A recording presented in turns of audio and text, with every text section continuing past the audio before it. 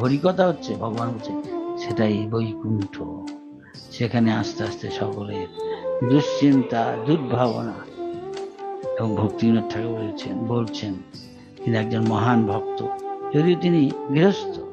এমন না যে সবাইকে সন্ন্যাসী হয়ে ঘর সংসার, ছেলে মেয়ে, বাপ মা, বউ সবাইকে ছেড়ে সব ত্যাগ করে একটা কৌপিন পরে সামান্য কিছু কাপড় পরেছে হিমালয়ে গিয়ে ধ্যান করছে, নাক টিপছে, মাথা প্রণাম করছে না, এসব কিছু করতে হয়।